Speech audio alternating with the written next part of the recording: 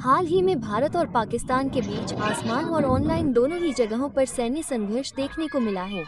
9 मई को भारत ने दावा किया था कि उसकी सेना ने चीन में बनी PL-15 हवा से हवा में मार करने वाली मिसाइल को लगभग पूरी तरह से बरामद कर लिया है, जिससे मिसाइल की क्षमता को समझने में मदद मिलेगी। 7 मई की सुबह भारत और पाकिस्तान की वायुसेना के बीच बड़े पैमाने पर हवाई युद्ध हुआ।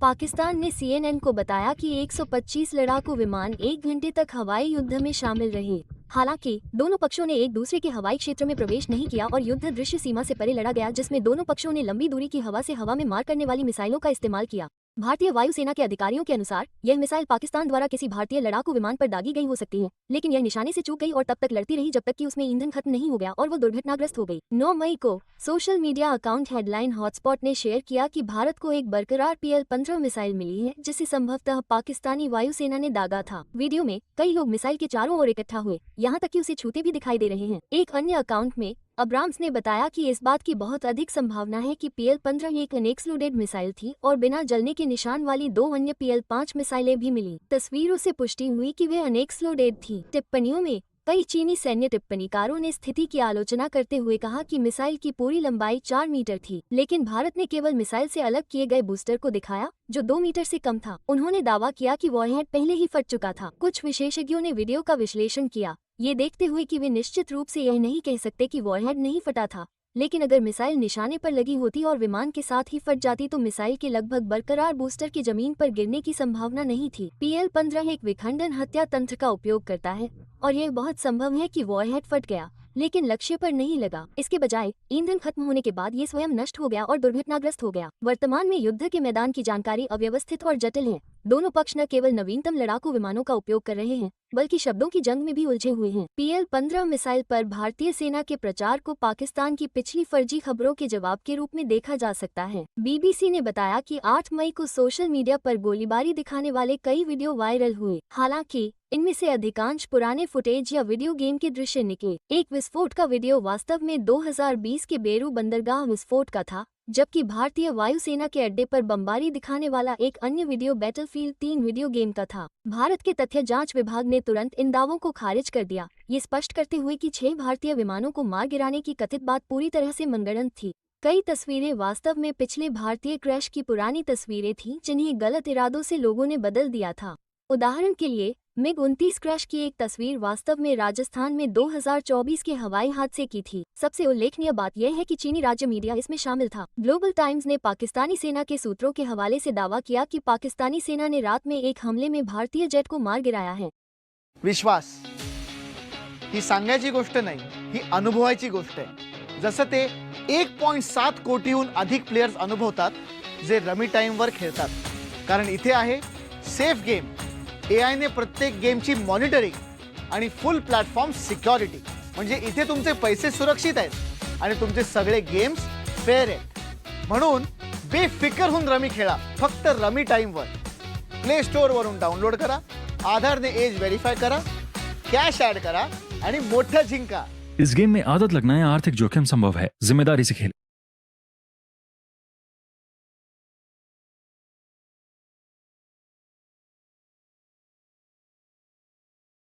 उसने इसे ऑपरेशन सिनिंडोर का हिस्सा बताया।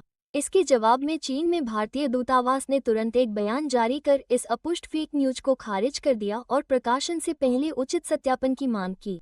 CNN और इंडिया टुडे ने भी खुलासा किया कि इस गलत सूचना को फैलाने के पीछे पाकिस्तान समर्थक सोशल मीडिया अकाउंट और राजनेता कैसे थे। भारत सरकार ने चेतावनी दी कि इस तरह की सनसनीखेज बातें न केवल जनता को गुमराह करती हैं, बल्कि आतंकवाद को छिपाने के लिए भी इस्तेमाल की जा सकती हैं। संघर्ष 22 अप्रैल को शुरू हुआ जब भारत नियंत्रित कश्मीर क्षेत्र में एक बड़ा आतंकवादी हमला हुआ, जिसमें 26 लोग मारे गए।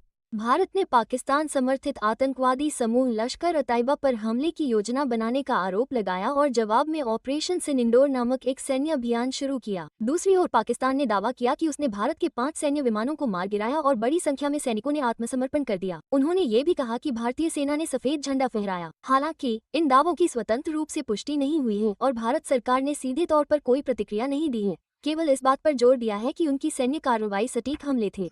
संघर्ष के अगले दिन भारतीय युद्ध क्षेत्र में चीन निर्मित मिसाइल का मलबा मिला। हालांकि चीन के विदेश मंत्रालय ने कहा कि उन्हें इस स्थिति की जानकारी नहीं है, लेकिन बढ़ते सबूत बताते हैं कि झड़पों में चीनी हथियारों की अहम भूमिका थी। यूरोपीय संघ ने संघर्ष के बढ़ने पर गंभीर चिंता व्यक्त की है। 7 मई को पाकिस्तान के उप प्रधानमंत्री और विदेश मंत्री इशकदर ने संसद में स्पष्ट रूप से कहा कि हवाई संघर्ष के दौरान पाकिस्तानी सेना ने चीन निर्मित J-10C लड़ाकू विमानों का इस्तेमाल किया, जिससे कई भारतीय विमानों को मार गिराया गया, जिसमें 3 फ्रांसीसी निर्मित राफेल जेट भी शामिल थे। इसके अलावा भारतीय सेना को चीन निर्मित PL-15 मिसाइलों का मलबा लगातार मिल रहा है। चीनी मीडिया आउटलेट ऑब्जर्वर नेटवर्क के अनुसार ये मिसाइलें संभवतः पाकिस्तान के J-10C या JF-17C लड़ाकू विमानों से दागी गई थी। सार्वजनिक जानकारी से पता चलता है कि J-10C एक चीनी निर्मित लड़ाकू विमान है, जबकि चीन के बीच JF-17C एक निर्यात विमान है जिसे चीन और पाकिस्तान ने संयुक्त रूप से विकसित किया है। भारत और पाकिस्तान के बीच जारी हवाई युद्ध के बीच कई विश्लेषण एजेंसियों का कहना है कि चीन पाकिस्तान को हथियारों की सप्लाई का इस्तेमाल दक्षिण एशियाई मामलों में दखल देने और भारत के बारे में गुप्त रूप से सैन्य जानकारी इकट्ठा करने के लिए कर रहा है। Stockholm International Peace Research Institute के आंकड़ों के अनुसार पाकिस्तान के हथियारों के आयात का 81% चीन से आता है, जिसमें J-10C जेट, मिसाइल और एयर डिफेंस रडार सिस्टम शामिल हैं। वरिष्ठ शोधकर्ता साइमन वाइट्समैन ने कहा कि चीन पाकिस्तान को अमेरिकी सैन्य बिक्री में कमी के कारण खाली हुई कमी को पूरा कर रहा है और देश का मुख्य हथियार आपूर्तिकर्ता बन गया है। CNN ने बताया कि पाकिस्तान ने दावा किया है कि उसने J-10C का इस्तेमाल करके कई भारतीय विमानों को मार गिराया है, जिसमें फ्रांसीसी निर्मित राफेल भी शामिल हैं। हालांकि भारत ने नुकसान की पुष्टि नहीं की है, लेकिन चीनी निर्मित हथियार संघर्ष का केंद्र बन गए हैं। वरिष्ठ मीडिया पेशेवर फोंग वेई ने बताया कि सैन्य खर्च, GDP और विदेशी मुद्रा भंडार में भारत से पीछे होने के बावजूद पाकिस्तान चीन के समर्थन की बदौलत अपनी क्षमता से बेहतर युद्ध लड़ने में सक्षम है। वैश्विक गोलाबारी रैंकिंग के अनुसार भारत में 1.44 मिलियन से अधिक सक्रिय सैन्यकर्मी हैं, जो पाकिस्तान से 9 गुना अधिक रक्षा बजट है। 4200 से ज्यादा टैंक और 2000 से ज्यादा विमान, जो इसे दुनिया की चौथी सबसे मजबूत सेना बनाते हैं। पाकिस्तान, जिसके पास सिर्फ 6,50,000 सक्रिय सैनिक हैं, हथियारों और तकनीक के लिए चीन और तुर्की पर काफी निर्भर है। पहले भारत के लगभग 80% बड़े हथियार रूस से आते थे। हालांकि पिछले 4 सालों में यह आंकड़ा बढ़ गया है और अब भारत के आधे से ज्यादा हथियार आयात अमेरिका, फ्रांस और इजराइल से हो रहे हैं। इस बीच पाकिस्तान लगभग पूरी तरह से चीनी उपकरणों का इस्तेमाल करता है। रॉयटर्स के विश्लेषण के अनुसार चीन अपने छद्म युद्ध के जरिए अपने हथियार प्रणालियों का परीक्षण कर रहा है और भारत की मिसाइल तैनाती, उड़ान पथ और कमान संरचनाओं के बारे में अहम जानकारी हासिल कर रहा है। ये संघर्ष चीन के लिए जासूसी का एक अभ्यास बन गया है। सिंगापुर के सुरक्षा विश्लेषक एलेक्जेंडर नील ने कहा कि यह चीन की सीमा पर होने वाला एक वास्तविक सैन्य अभ्यास है। चीन न सिर्फ उपग्रहों के जरिए नजर रख रहा है, बल्कि उसने निगरानी और टोह लेने के लिए हिंद महासागर में बड़ी संख्या में मिलिशिया, मछली पकड़ने वाली नावें और निगरानी जहाज भी तैनात किए हैं। International institute for strategic studies ने खुलासा किया कि चीन के पास वर्तमान में कक्षा में 115 से अधिक सैन्य टोही उपग्रह हैं, जो संयुक्त राज्य अमेरिका के बाद दूसरे स्थान पर हैं। CNN ने कहा कि भारत पाकिस्तान संघर्ष पश्चिमी और चीनी सैन्य प्रौद्योगिकी के बीच एक वास्तविक टकराव में विकसित हुआ है। 8 मई की रात को रिपोर्टों से संकेत मिलता है कि पाकिस्तान और भारत दोनों ने हवाई युद्ध के लिए बड़ी संख्या में लड़ाकू जेट तैनात नहीं किए, बल्कि एक दूसरे के क्षेत्रों में हवाई हमले करने के लिए ड्रोन का इस्तेमाल किया। हवाई हमलों के दौरान सबसे उल्लेखनीय घटना ये थी कि भारत ने लाहौर क्षेत्र में तैनात चीन निर्मित HQ-9 वायु रक्षा प्रणाली को नष्ट करने के लिए ड्रोन का सफलतापूर्वक उपयोग किया। फुटेज से यह स्पष्ट था कि लक्षित प्रणाली संभवतः HQ-9 का कमान वाहन थी, जिसे पीछे से हल्का नुकसान हुआ। ड्रोन का प्रभाव सीमित दिखाई दिया क्योंकि यह मिसाइल हमले जितना विनाशकारी नहीं था। अगले दिन एक वीडियो में पाकिस्तानी सेना को HQ-9 प्रणाली को अग्रिम पंक्ति से तुरंत स्थानांतरित करते हुए दिखाया गया। प्रणाली को लाहौर के आसपास तैनात किया गया था, जो पाकिस्तान भारत सीमा के पास और कश्मीर के करीब एक प्रमुख शहर है। पाकिस्तान HQ-9 के चीनी निर्यात संस्करण का उपयोग कर रहा है, जिसकी कथित तौर पर 125 किलोमीटर तक की सीमा है और यह उत्तर पश्चिमी भारत के एक बड़े हवाई क्षेत्र को कवर कर सकता है। 8 मई को भारतीय रक्षा मंत्रालय ने कहा कि सेना ने पाकिस्तान द्वारा कई स्थानों पर तैनात वायु रक्षा राडार और प्रणालियों को सफलतापूर्वक निशाना बनाया और लाहौर क्षेत्र में प्रणाली को नष्ट कर दिया गया। हालांकि पाकिस्तानी अधिकारियों ने गार्जियन को बताया कि वायु रक्षा प्रणाली को बहुत कम नुकसान हुआ है और उन्होंने कम से कम 25 भारतीय ड्रोन मार गिराए हैं। इस संघर्ष में पाकिस्तान ने न केवल HQ-9 का उपयोग किया है, बल्कि एक और चीनी निर्मित वायु रक्षा मिसाइल HQ-16 का भी उपयोग किया है। HQ-16 की HQ-9 से कम दूरी है। HQ-16B की 70 किलोमीटर और HQ-16FE की 160 किलोमीटर तक की क्षमता के साथ ये संभावना है कि पाकिस्तान ने कम दूरी की। माझं नाव युवराज रोहिदास वाघ। मला ड्रीम 11 मध्ये ही गाडी लागली, एकदम छान वाटत आहे।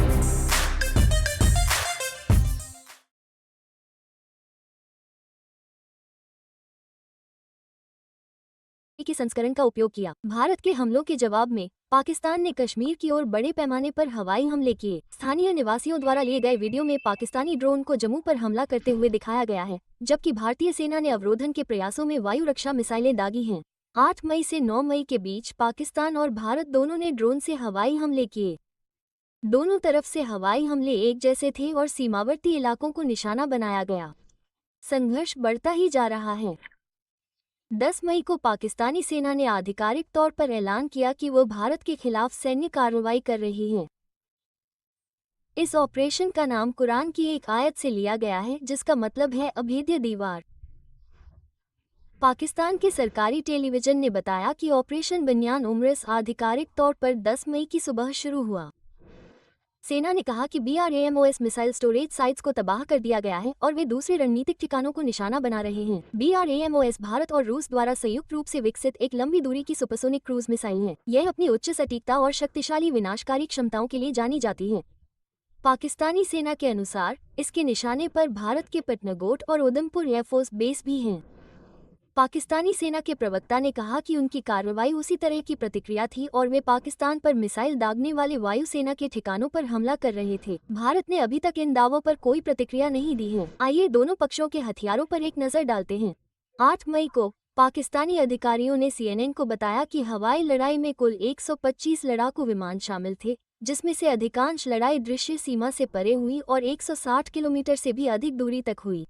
अगर यह जानकारी सही है तो यह आधुनिक युद्ध में सबसे भीषण और सबसे बड़ी हवाई लड़ाई होगी। भारत और पाकिस्तान दोनों के पास अपने शस्त्रागार में दृश्य सीमा से परे महत्वपूर्ण हथियार हैं। पाकिस्तानी पक्ष में JF-17 लड़ाकू विमान और J-10 CPL-15E मिसाइलों से लैस है, जो 145 किलोमीटर की दूरी तक मार करने वाली निर्यातित संस्करण है। साउथ चाइना मॉर्निंग पोस्ट के अनुसार पाकिस्तानी वायुसेना ने स्पष्ट रूप से यह नहीं बताया कि उसने PL-15 मिसाइल के निर्यात संस्करण का उपयोग किया है, जिससे संकेत मिलता है कि उन्होंने चीनी संस्करण का उपयोग किया हो सकता है, जो चीनी सेना द्वारा उपयोग किए जाने वाले समान है। अगर पुष्टि हो जाती है तो ये पहली बार होगा जब किसी विदेशी सेना ने खुद को कम दूरी की निर्यातित मिसाइल के बजाय PL-15 मिसाइल से लैस किया है। वहीं पाकिस्तान के पास अमेरिका से खरीदे गए F-16 फाइटर जेट भी हैं, जो A-120 मिसाइलों से लैस हैं। हालांकि पाकिस्तान द्वारा इस्तेमाल किया जाने वाला A-120 का संस्करण नवीनतम A-120D नहीं बल्कि पुराना A-120C है, जिसकी रेंज लगभग 120 किलोमीटर है। भारत ने बड़ी संख्या में फ्रांस निर्मित मिराज 2000 और राफेल फाइटर जेट खरीदे हैं, जो कम दूरी की हवा से हवा में मार करने वाली मीका मिसाइल और लंबी दूरी की हवा से हवा में मार करने वाली मीटियोर मिसाइल से लैस हो सकते हैं। मीटियोर मिसाइल की रेंज 180 से 200 किलोमीटर है। इसके विपरीत भारत के Su-30 और MiG-29 फाइटर जेट जो रूस से आयात किए जाते हैं, वे पुरानी R-77 हवा से हवा में मार करने वाली मिसाइलों से लैस हैं, जिनकी रेंज केवल 100 किलोमीटर है। फिलहाल भारतीय वायुसेना इन Su-30 को धीरे धीरे इजराइल की IW मिसाइल से अपग्रेड कर रही है और हवा से हवा में मार करने वाली स्वदेशी मिसाइलें बना रही है, जिनकी मारक क्षमता करीब 100 किलोमीटर है। आंकड़ों का विश्लेषण करने पर यह साफ हो जाता है कि अगर भारत को पाकिस्तान की वायुसेना से विजुअल रेंज के बाहर लड़ाई लड़नी है तो उसके पास सबसे भरोसेमंद हथियार 36 राफेल फाइटर जेट और उनकी फ्रेंच मीटियोर मिसाइलें होंगी। सीमित रडार परफॉर्मेंस और मिसाइल रेंज के कारण Su-30 और MiG-29 फाइटर जेट पाकिस्तानी वायुसेना से भिड़ने में फायदेमंद नहीं हैं।